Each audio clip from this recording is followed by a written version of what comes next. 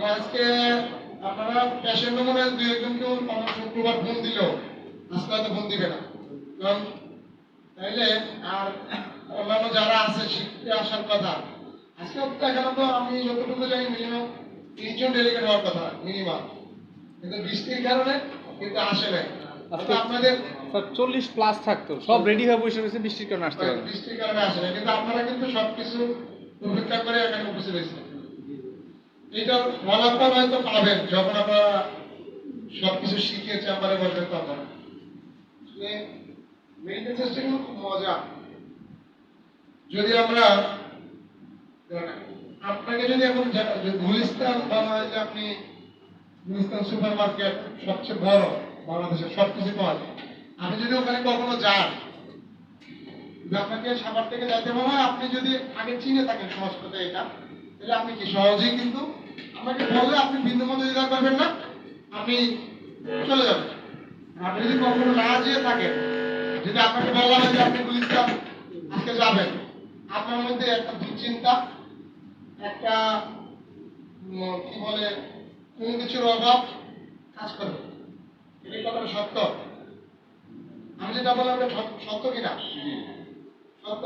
ঠিক আপনি যখন এই মেডিকেল সায়েন্স সম্পর্কে জানবেন বা একটা ডিজিজ সম্পর্কে জানবেন, চিকিৎসা করবেন, তখন আপনি মজা পাবেন।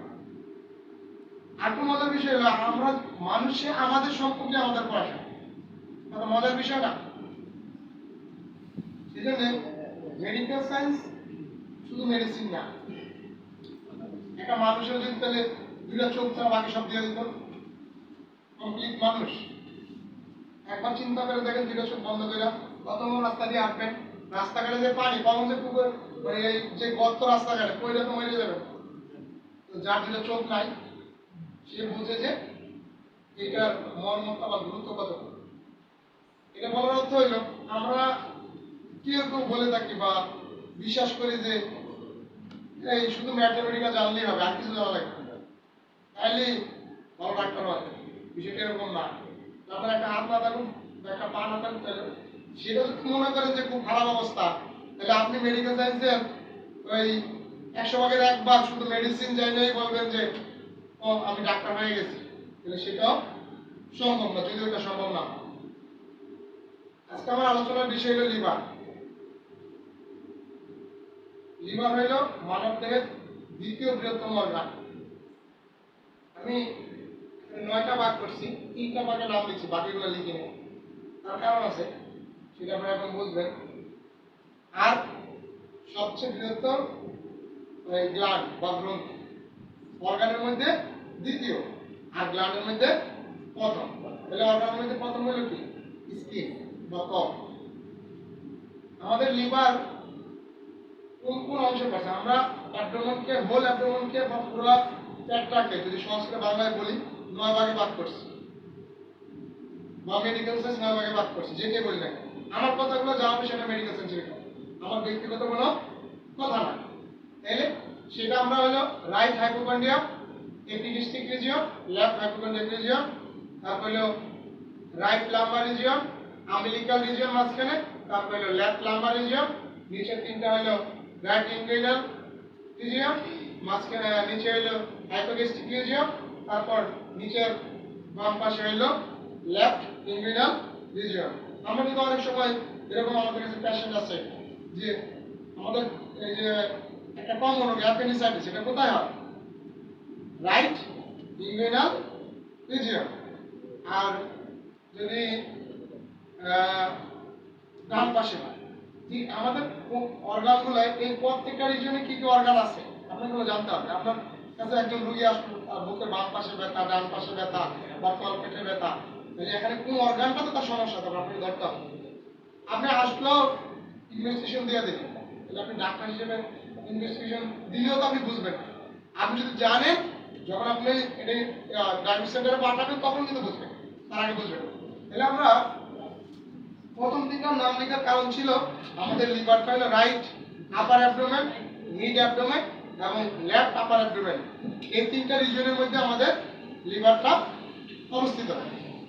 কিন্তু কোনো সমস্যা হচ্ছে না? আপনারা দিকে মনোযোগ দেন।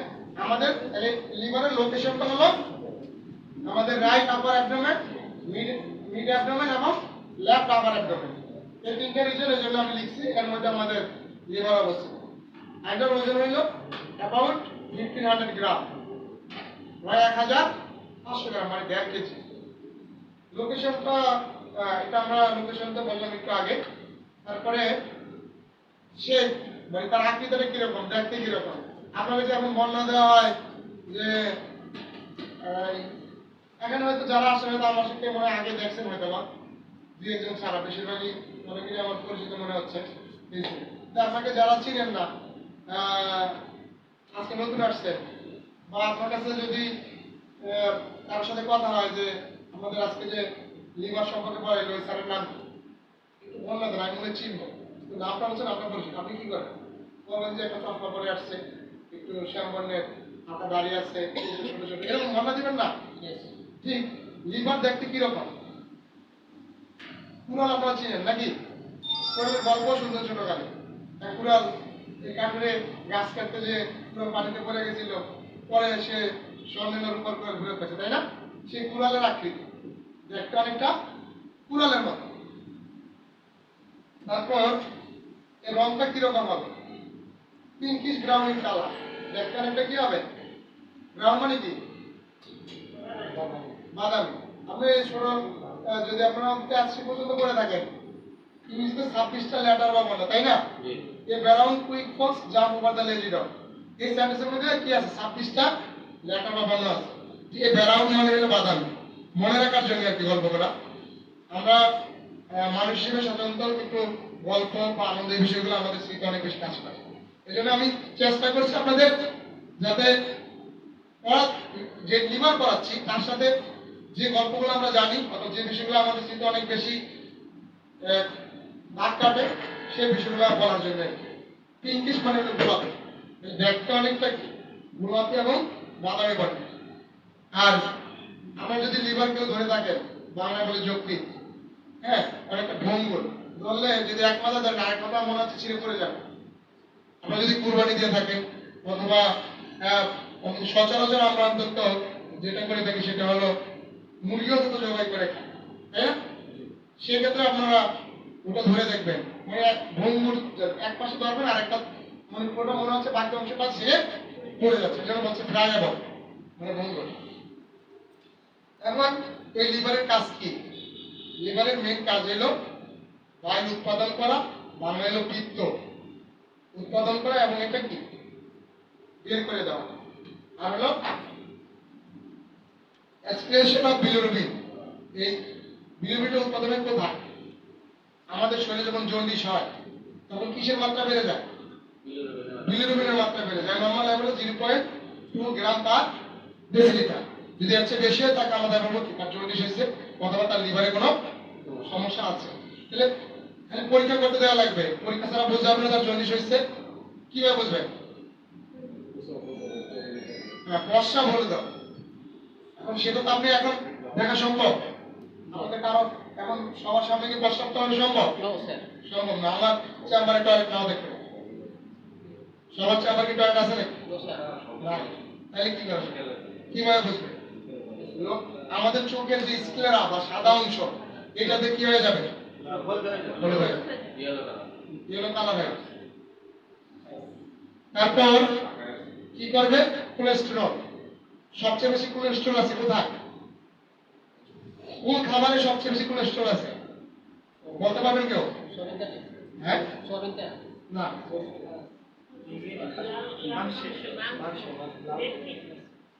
না, কি একজন বলছিল সাহস করে আবার বলে যাচ্ছে চিংড়ি মাছ। আস্তে বলবেন না। গরুর পা কয়টা? খাসির, মুরগির, হাঁসের, চিংড়ির অসংখ্য, মিনিমাম 10। যার পা যত বেশি তার কোলেস্টেরল তত বেশি। বুঝলেন? তারপর হরমোন। এখন বর্তমানে সবচেয়ে সমস্যা হয় মহিলাদের, পুরুষদের যেটি বলি না কেন, মহিলাদের সবচেয়ে সমস্যা হয় থাইরয়েড হরমোনের সমস্যা। কনসেপ্ট হয় না, বাচ্চা হয় না বর্তমানে সবচেয়ে বেশি। যদি পুরনো ডাক্তার এখানে থেকে থাকে অনেক পড়াশোনা করে, থাইরয়েডের সমস্যা। এই হরমোন শুধু এটা না, শরীরে মহিলাদের যে মাসিক হয়, ঋতুচক্র, বাংলা মেনস্ট্রুয়েশন সাইকেল, সে সময় কি হয় জানেন? দুই ধরনের হরমোন কি হয়, বাইঙ্গা কি হয়, এই রক্তের সাথে বের হয়ে যায়, ইস্ট্রোজেন এবং প্রোস্টেরন। তারপর আমরা যে ওষুধ খাই সবই কি শরীরে থেকে যায়? সব থেকে যায় না, কি হয়? এই আমাদের লিভার কি করে দেয়? প্রস্রাব পায়খানার সাথে বের করে দেয়। Metabolism of fat, protein and carbohydrate কি করে? আমাদের আমরা যে গরুর গোশ বলি, ভাত বলি, বা পুষ্টিকর খাবার, হয়তো এই তিন ধরনের খাবার যেগুলো আমরা খাই, এগুলো হজম করতে কে সহযোগিতা করে? Liver.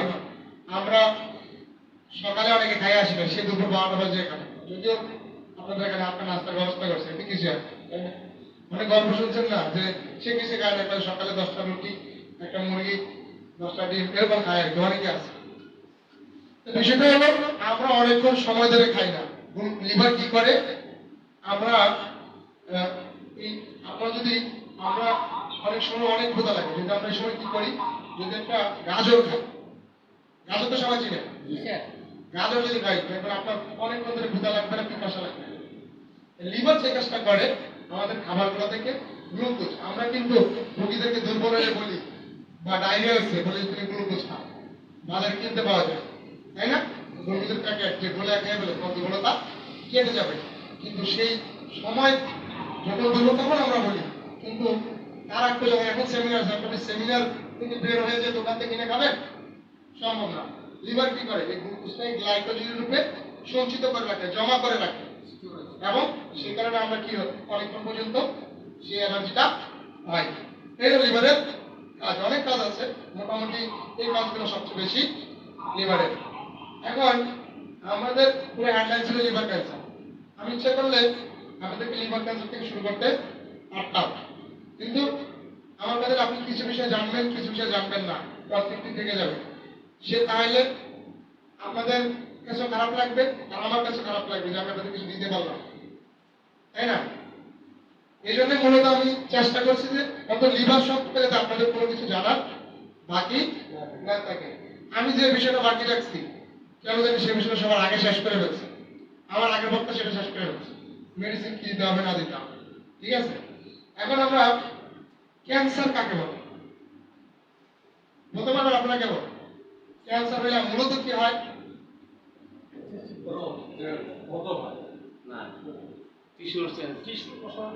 abnormal growth of cell অথবা number of increasing abnormal number of increasing of cell, মানে সেলের সংখ্যা অস্বাভাবিকভাবে বেড়ে যায় অথবা কি অনেক বেশি বৃদ্ধি পায়, দুইটাই। এখন এটা হলো ক্যান্সারের সংজ্ঞা। আবার ক্যান্সারের আরেকটা সংজ্ঞা, সেটা তো আপনারা শোনেন নাই, সেটা হতে পারে, সেটা হলো cancer is not one disease. এটা কি? মোর দেন 100 অফ ডিজিজ। এটা কালেকশন অথবা সিম্পটম অফ 100 অথবা 100 বেশি রোগের কি সমষ্টি, অথবা ডিস্টিংক্টিভ, অথবা আলাদাভাবে 100 রোগের বেশি লক্ষণের মধ্যে কি থাকার কারণে মূলত ক্যান্সার। এটা হলো ক্যান্সারের সংজ্ঞা। তাহলে লিভার ক্যান্সার কি? যেটাকে আমরা লিভারের আরেক নাম কি?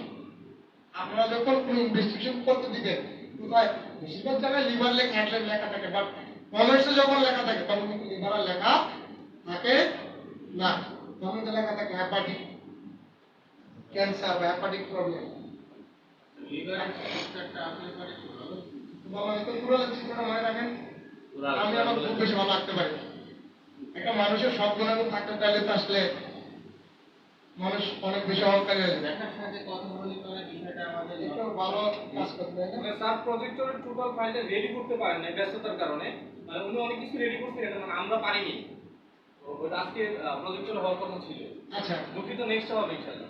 আপনারা যদি প্রজেক্টর হয় আপনাদের জন্য সহজ হবে, যে কথাগুলো বলো প্রত্যেকটা ফিগার যখন আপনাদের সামনে আসবে, আপনাদের সহযোগিতা লাগবে সেজন্য উপস্থিতি বাড়াতে হবে, ইনশাআল্লাহ। তাই না? এই দুই একজন মেহমান আসলে দাঁড়ানো হয়, একটু মেহমান যখন বেশি হয় তখন একটু আরেকটু বেশি রান্নার আইটেমটা বেড়ে যায়। আর তারপর যদি দুই একজন ভিআইপি থাকে তাহলে তারা কথা ভিআইপি আপনারা সবাই ভিআইপি বাড়াই খান। কি জানি বলছিলাম, তাহলে হেপাটিক ক্যান্সার, লিভার ক্যান্সার যেহেতু অবশ্যই সেটা কি হবে, লিভারই শুরু হবে। আর লিভারের আরেক নাম কি, হেপাটিক। তাহলে আমরা কি কি লক্ষণ পাইতে পারি লিভারে? প্রাথমিকভাবে তেমন কোনো লক্ষণ খুঁজে পাওয়া যায় না। আপনি আসলে প্রথমে তেমন কোনো লক্ষণ খুঁজে পাবেন, এটা মানুষের জন্য দুর্ভাগ্য, অথবা তার জীবনের লাইফ স্টাইল আলাদা ভাবে লিখে রাখছে সেই কারণে এই সমস্যা। এমন সময় আসছে তখন তার ক্যান্সার থার্ড স্টেজ। এখন আমরা চেষ্টা করতে পারি, যদি আমাদের চেষ্টাটা সব ভালো হয় তাহলে কি হয়তোবা তার আরোগ্য হওয়ার সম্ভাবনা থাকবে। তারপরে যখন পরবর্তী সেকেন্ড বা থার্ড স্টেজ চলে যাবে তখন হয়তো আমরা কিছু লক্ষণ খুঁজে পাবো। সেটা হলো pain, specially right upper abdomen, যেটা আমরা শুরু দেখছিলাম যে একটা হোল অ্যাবডোমেনকে আমরা কিভাবে 9 ভাগে ভাগ করছি। তাহলে তার রাইট আপার অ্যাবডোমেনে কি হবে, পেন মানে কি ব্যথা, এবং কিছু কিছু ক্ষেত্রে পেনটা কি হবে, রেডিয়েট হবে, ছড়িয়ে পড়বে কোথায়, পিছনে এবং কাঁধে, শোল্ডার। এই শোল্ডার, এটা যেটাকে আমরা শোল্ডার বলি, এবং পিছনের অংশে কি দেবে, যখন অবস্থা খারাপ হবে, সিরিয়াস হবে, তখন এই ব্যথাটা পিছনের দিকে ছড়িয়ে পড়বে। সোয়েলিং অফ অ্যাবডোমেন মানে কি, পেটটা একটু আকৃতিতে বড় হয়ে যাবে অথবা ফুলে যাবে। ফেটিক, অবসাদ মনে হবে তার কাছে, কোনো কিছু কি মনে হবে, স্বাদ ভালো লাগবে না। আনএক্সপ্লেইন ফিভার, জ্বর, কখনো বেশি কখনো কম, গ্রামের মানুষ বলে চোরা জ্বর, এরকম স্টাইল, আনএক্সপ্লেইন, জ্বরের কোনো ধরন নাই, ব্যাখ্যা নাই। তারপর লাভ দিতে লিভার, লিভারের কোনো ধরনের গ্রোথ আর থাকতে পারে। তারপর ইলিং স্কিন অ্যান্ড আইজ, কি হয়ে যাবে, ত্বক এবং চোখ কি হয়ে যাবে, বলে দেয়, আমি শুরুতেই বলছিলাম। তার পায়খানা কিরকম হবে, পায়খানার রং হবে চক, চক দেখছেন সবাই, এখন তো ডিজিটাল যুগ, আমরা হোয়াইট বোর্ড এবং মার্কার দিয়ে লিখলাম। আমরা যখন লেখাপড়া করছি তখন কিন্তু তা ছিল না, তখন কিন্তু এই কালো বোর্ডের মধ্যে, কালো বোর্ডও ছিল না, মানে ওই ওয়ালের মধ্যেই কালো রং করে তারপর লিখতে, হ্যাঁ শরীরটা সব ভরে যেত, সামনে আবার আমাদেরকে দিয়ে বসাই। এমন কি থাকবে, নৌশিয়া মানে বমি বমি ভাব এবং বমি, এরকম লক্ষণ থাকবে। এখন আমরা এটা হলো তার লক্ষণ, আর একটা হলো কিছু পরীক্ষা তো কয়েক করতে দেওয়া লাগবে, তাই না? তাহলে আমরা শুরুতে এই ইনভেস্টিগেশনের কিছু অংশ আলোচনা করে ফেলছিলাম, সেটা হলো মরটা কালো হয় না, চকি হোয়াইট এন্ড চকি স্টক, সাদা এবং সাদা, সাদা চক কিরকম, সাদা সাদা। আমরা একটা ক্যান্সার রোগী আছে তো, সে অলরেডি এখন মানে এখন কালো ব্লিডিং হচ্ছে, এটা ইন্টারনাল হেমোরেজ, ব্লিডিং হলে তখন কালো হয়। পায়খানা কালো হচ্ছে। হ্যাঁ, তার মানে কালো হচ্ছে, তার ব্লিডিং আছে, হয়তো ইন্টারনাল হ্যামারেজ থাকতে পারে, লিভার থেকে ব্লিডিং হয়। এখন আমরা ডক্টর একজন আমার কাছে আসলো, আমি তাকে কি কি প্রাথমিকভাবে আমরা তো বলছি, যদি ইসলামের সাদা অংশ দেখবো এবং রক্তের অংশ হলো যায় কিনা সেটা দেখবো, এটা তো আমার কাজ। তারপর আমরা লিভারের ফাংশন টেস্ট অথবা আর কিছু টেস্ট দিতে পারি, সেটা হলো এফজিপিটি, এফজিপিটি। এফজিপিটির পুনরূপ হলো সেরাম গ্লুটামিক পাইরুভিক ট্রান্সামিনেজ, আর এফজিওটি হলো সেরাম অক্সালিক অক্সালোএসিটিক, আর হলো পাইরুভিক ট্রান্সমামিনেজ। এটা হলো এফজিপিটি এবং এফজিওটির পুনরূপ। আর কিছু টেস্ট দিতে পারি, সেটা হলো আল্ট্রাসোনোগ্রাম। আমরা যদি কোনো অ্যাবডোমেন দেই, সেক্ষেত্রে লিভারের কোনো লিভার না, আমাদের অন্যান্য যে অর্গান আছে সবই চলে আসবে, অথবা সিটি স্ক্যান অথবা এমআরআই, যে কোনো একটা দিলেই হবে। আমরা যদি ক্যান্সারের জন্য, সেটা শুধু যে লিভার ক্যান্সার সে বিষয়টা এরকম নয়, যে কোনো ক্যান্সারের জন্য আমরা বায়োপসি অথবা এফএনসি যে কোনো একটা পরীক্ষা যদি করতে দেই, তাহলে তার ক্যান্সার আইডেন্টিফাই সম্ভব হবে। হয়তো আলোচনাতে বলবে লিভার ড্যামেজ, বাট ক্যান্সার যদি আমরা সঠিকভাবে নির্ণয় করতে চাই, সেক্ষেত্রে আমাদের এই পরীক্ষাটা করতে হবে। রিস্ক ফ্যাক্টর অফ লিভার, কারা কার মানে কাদের লিভার ক্যান্সার হওয়ার সম্ভাবনা বেশি, সেটা হলো ওল্ডার এজ, আপনার 45, 50 এই বয়সের পরে। ফ্যামিলি হিস্ট্রি অফ ক্যান্সার যদি কি থাকে, ফ্যামিলিতে লিভার ক্যান্সারের হিস্টোরি বা ইতিহাস থেকে থাকে। আমরা কি হিস্টোরি নিব না? প্রথমে তো আমার আগের বক্তা আলোচনা করছি 14 গোষ্ঠী, আমরা তো অনেক সময় গালি দেওয়ার জন্য বলি 14 গোষ্ঠী পর্যন্ত দেখা নিব না, কে আছে না আছে, যাদের পাওয়ার আছে। ঢাকা শহরে হইলে তো মাইরে দেয় শেষ, গ্রামে আবার মারে না। ওই কথা বলে দাপে দাপে যায়, প্রথমে থ্রেট দেয়, তারপরে রাস্তায় দিয়ে দিন আটটা, তারপরে মারে। শহরের মানুষ তো শিক্ষিত বেশি, তারা এই জন্য ডাইরেক্ট মারে। ঠিক আছে, তাইলে ফ্যামিলি হিস্টোরি কি করতে হবে, দিতে হবে। ইউজিং টোবাকো, যারা কি করে ধূমপান করে। আমি কিন্তু এ টু জেড আমার এখানে কিন্তু সব ইংলিশ লেখা, আমি কিন্তু চেষ্টা করছি আপনাদেরকে বাংলায় বলা, কারণ অনেকেই আমরা অনেকে আছে অস্পষ্ট করে জায়গা থেকে, তারা কিন্তু হয়তো বুঝবো। আমরা তখন মেডিকেলটা সেজন্য সবাই বুঝবো না। আমার অনেকে আছে যদি ইংলিশ অস্পষ্ট চাই, তার সাথে আমি পারবো মানে অ্যানাটমি ফিজিওলজি দিলে তাকে হয়তো ইচ্ছে মতো ততক্ষণ বোঝাপড়া করবে, শেষ পর্যন্ত কত টাকা ছেড়ে দেবে। একটা মানুষ তো সব জানে না, তাই না? তারপর কি অবেসিটি, যারা কি ওজন বেশি, এখন থেকে যারা মোটা মানুষ তাদের সম্ভাবনা থাকে এরকম। যদি আবার আপনার পরিচিত থেকে থাকে আস্তে আস্তে ওজন কমানোর কথা বলতে হবে। যারা কি করে অ্যালকোহল, মদ এসব জিনিস খায়,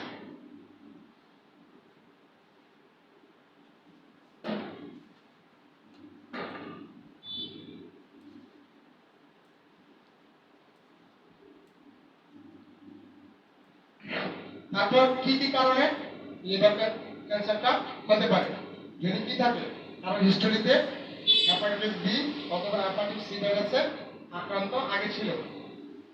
এসবিএস এ যে আমরা শর্টকাট বলে থাকি, আমাদের দেশে কিন্তু হেপাটাইটিস বিটাই সবচেয়ে বেশি, হেপাটাইটিস সিটা আছে খুব কম। তারপর যদি লিভার সিরোসিস, যেটাকে সহজ করে যদি আমরা বলি লিভার ড্যামেজ, হয়তো তার লিভার 60% কাজ করে বা 50% কাজ করে, ড্যামেজ হয়ে গেছে। অথবা সার্টেন লিভার ডিজিজ, যদি কি ইতিমধ্যে তার কোনো লিভারে কোনো ধরনের রোগ থেকে থাকে।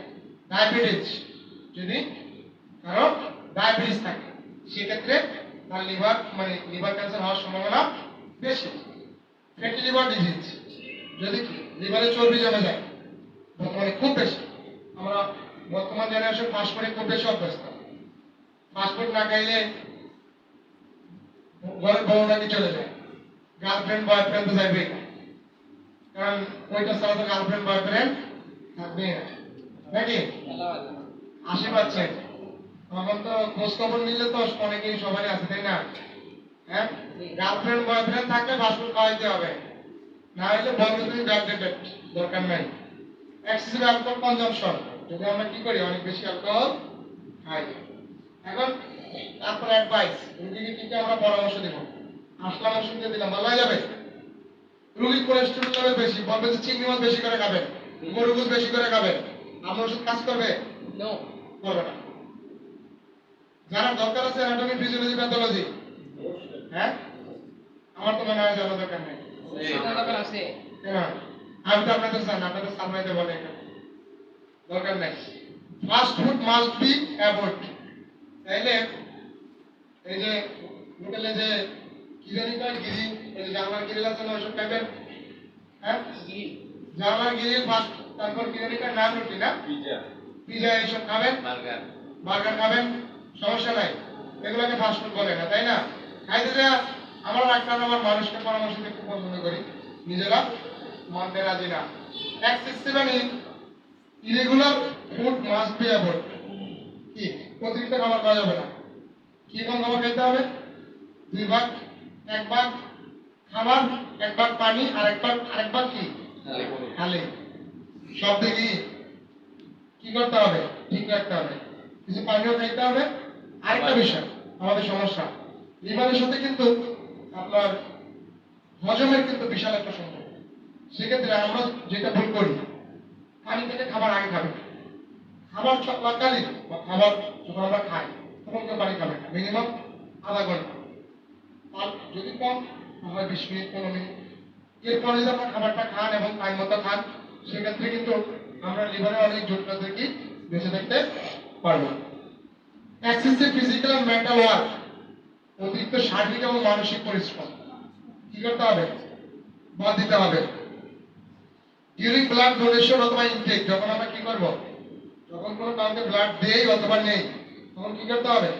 পরীক্ষা করে নিতে হবে তার হ্যাপাটাইটিস সমস্যা আছে কিনা, অথবা তার ক্যান্সারের কোনো সমস্যা আছে কিনা। হ্যাপাটাইটিসটা করলে কিন্তু চলে আসে, যদি খারাপ লিভার সিস্টেমের সমস্যা না থাকে তো লিভার সমস্যা থাকবে না। অথবা আমরা যে সিরিজ দিয়ে ব্লাড দেবো সেগুলো কি ইনটেক কিনা। Fully rest should be take, কি করতে হবে? ফুললি বেড রেস্ট দিতে হবে। যদি আপনি হাঁটি চলাফেরা করেন তাহলে সেটা রৌদ্র ওঠার, সূর্য ওঠার আগে অথবা সূর্যাস্তের পর অথবা আসরের পর, যখন বাংলাদেশে তেমন কোনো তাপমাত্রা থাকে না। Liquid food try to intake, ঠিক আছে? তরল জাতীয় খাবার, ধরেন মালটার রস, লেবুর রস। আরেকটা কথা বলে রাখি যে any kind of infection vitamin C must be intake. আপনাকে ভিটামিন সি জাতীয় খাবার বেশি বেশি করে গ্রহণ করতে হবে। অনেকে আছে যে মালটা রসটা খেতে পারবে না, অনেকে আছে লেবু জাতীয় খাবারটা খেতে পারবে না, কিন্তু পেয়ারা তো খেতে পারবে। ফার্স্ট ক্লাস ভিটামিন সি হইল আমলকি, তারপর পেয়ারা সবচেয়ে বেশি, এই দুইটা। মানে এই সব খাবার আমরা কি করা হয়, আদার রস খেতে বলা হয় বিশেষ করে। আদা আদা আদা না আমার মোটামুটি আলোচনা এতটুকুই। আপনাদের কোনো প্রশ্ন আছে কিনা, জানার ইচ্ছা আছে কিনা? মানে আমার একটা লিভার ক্যান্সার রোগীকে অলরেডি দেখতেছি, এখন একে আমি মানে বিশেষ খাবার ব্যাপারে কি বলবো, কি কি খাবার খেতে বলবো? একটু আগে যা বলছি আমি কোনো কিছু বাকি রাখি নাই। আমি পেটে খাওয়ার কথা বলছি, পেটে খাওয়ার কথা বলছি। হ্যাঁ, পেঁপে খাবে, পেঁপে, লাউ তরকারি বা এই খাবার। পেঁপে, লাউ, যেগুলো সহজে সিদ্ধ হয়। পেটে আপনি পেঁপে যদি দেন, এটা কিন্তু সিদ্ধ হয়ে গেলে হজমে খুব বেশি জটিলতা হয়। যে ধরনের খাবার আপনি বুঝতে যেতে খাবার টোটালি অ্যাভয়েড, কারণ এটা হজম হতে অনেক সময় লাগে, কারণ তার লিভারিতে সমস্যা, হজম করবে কেন? তো এখন এইগুলো কি রক্ত দেওয়া লাগছে মানে পাম্পেট করে? হ্যাঁ, আপনি তাকে কারণ কি? রক্ত স্বল্পতা, হিমোগ্লোবিন স্বল্পতা আছে, তাকে পরীক্ষা করতে দেন, হিমোগ্লোবিন পার্সেন্টেজ চলে আসবে। পায়খানা কালো হওয়াটা বা রক্ত যাওয়াটা, আপনি রক্ত স্বল্পতা, সেজন্য আপনি কচু জাতীয় খাবার বেশি করে খেতে দেন, আনার খেতে দেন। এই তো এই ধরনের খাবারগুলো। হ্যাঁ, ওই তো কচু জাতীয়, কচু এ টু জেড, এগুলো তো প্রচুর পরিমাণে আছে। আপনি বিশেষ করে যদি সে প্রতিদিন 2টা আনার খায়, আমি এতটুকু বলবো এক সপ্তাহে তার হিমোগ্লোবিনের লাভ হতে হবে।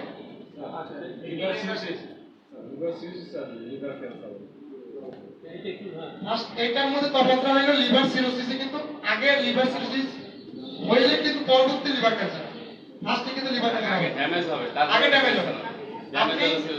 আপনি কখন হাঁটতে পারবেন না? যখন আপনার কি হবে, পা না থাকবে, তাই না? বিষয়টা এরকম, আপনি যতক্ষণ 2টা পা আছে ততক্ষণ হাঁটতে কোনো সমস্যা নেই। লিভার সিরোসিস হওয়ার পরে লিভার ক্যান্সার, ফার্স্ট স্টেজ হলো পা না থাকে, সেকেন্ড স্টেজ তখন লিভার ক্যান্সার। পেনটা সবসময় থাকে, কিন্তু আমার ওষুধ খাওয়ার পরে পেনটা কমে আবার হয়, মানে এই যে আপডাউন, মানে লিভার ক্যান্সার আপডেট হতে পারে। আপনাকে রোগীর টোটাল হিস্ট্রিটা ভালো করে নেন, আর আপনি তাকে খাবার দাবার যেগুলো আজকে বললাম এই বিষয়গুলো মাথায় রেখে ট্রিটমেন্ট করেন। আমার মনে হয় তথ্যটা খুব বেশি জরুরি, এটা যদি একটু ভালো করে তাকে দিতে পারেন তাহলে আপনার ওষুধটা সামনে আগাবে ইনশাআল্লাহ, এতটুকু আশা করা যায়। তো তার পেনটা তো থাকবে, মানে পেনটা সম্পূর্ণ মানে কমবে বাড়বে এবার থাকবে। ঠিক আছে।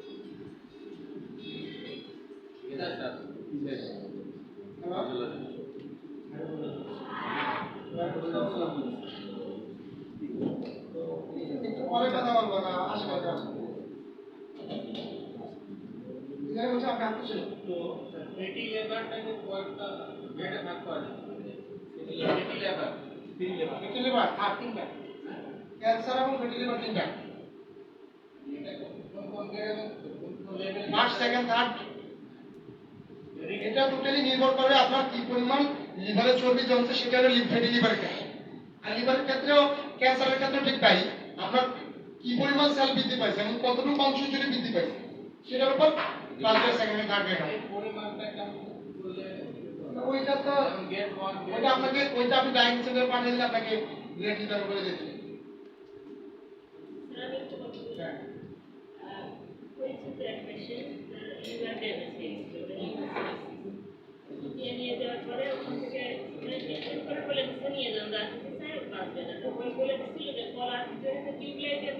কোর বলি যেটা গলার মধ্যে বেঁধে ভিতরে যে সাদা অংশ ওটা রস ভাজি যেমন করে পারে ওইভাবে খাওয়াইছে ওটা খাওয়ার পরে সে একদম ভালো হয়েছে।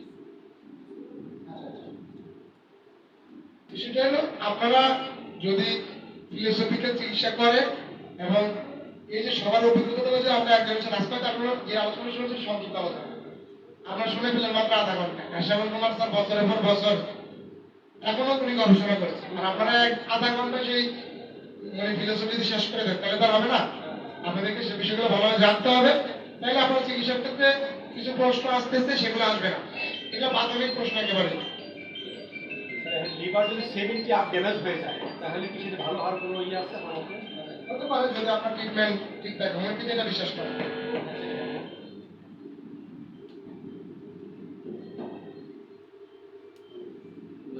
ঠিক আছে তাহলে